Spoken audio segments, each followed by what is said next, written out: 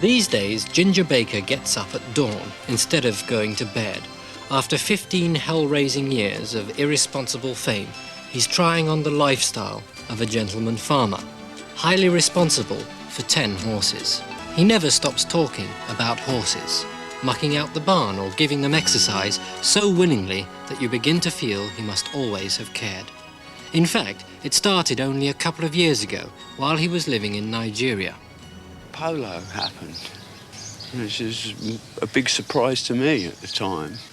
And I saw some polo and immediately thought, oh, you know, I'd like to look at this. And I didn't ride or anything, you know. And they sat me on a horse and said, are you sitting comfortably? And whacked it across the backside, and off I went at 90 miles an hour, you know, round Lagos Polo Club.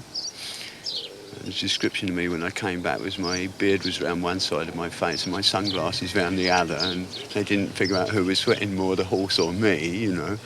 But I quite enjoyed it, actually, and so, you know, I said, yeah, this is great, but I couldn't, you know, stop it or turn it or anything. It was doing as it liked.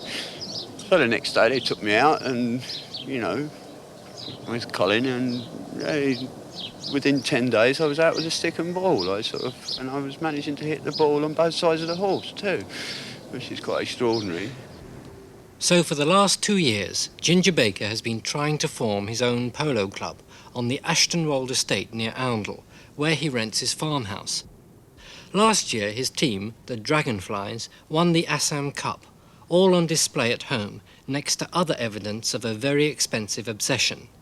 Everything in polo costs 5-star money. A horse, for a start, costs twice as much to keep as a human being. Keep still, sweetie boy. If a horse is worth £5,000 and it's got a suspect knee joint, you don't balk at a vet's bill of £20 for a few x-rays. Good girl. Press. Right, come there. Oh, we got it. That's one.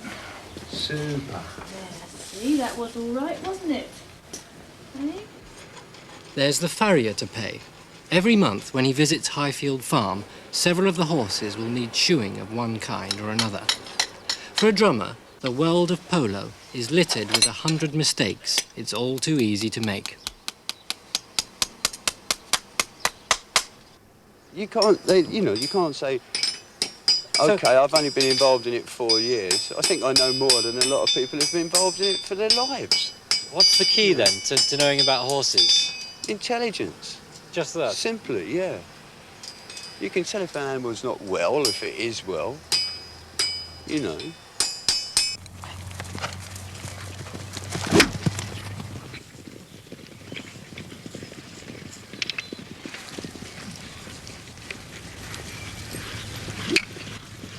Well played, Sam!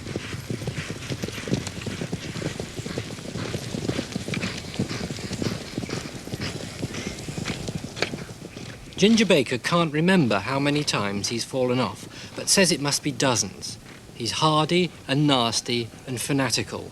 The only thing that stops him being really dangerous is his concern for the horses.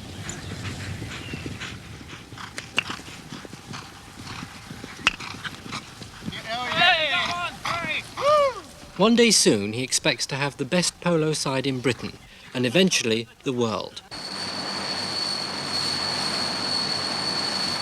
Only this week, 30 polo ponies arrived from Argentina. Once they're unloaded, they'll go up the A1 to Ginger's farm, where they'll be tried out and trained.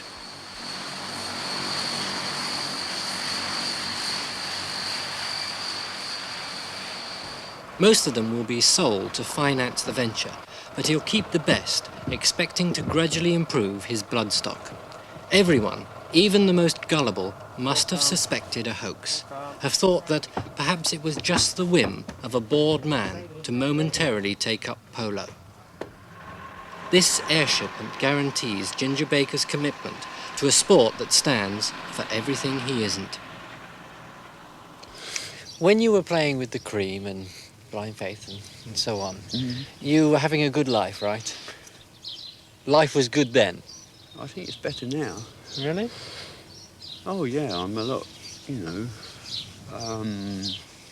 better in myself, fitting well, if you like, you know, and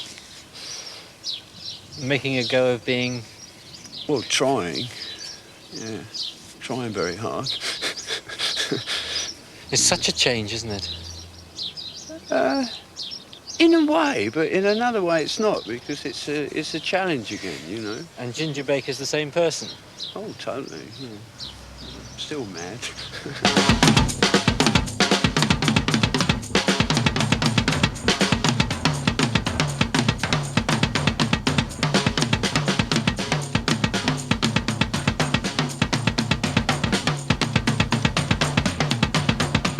Ginger Baker says that he's given up drumming, but ask him nicely and he'll still oblige. And when he does, it's difficult to see the polo player.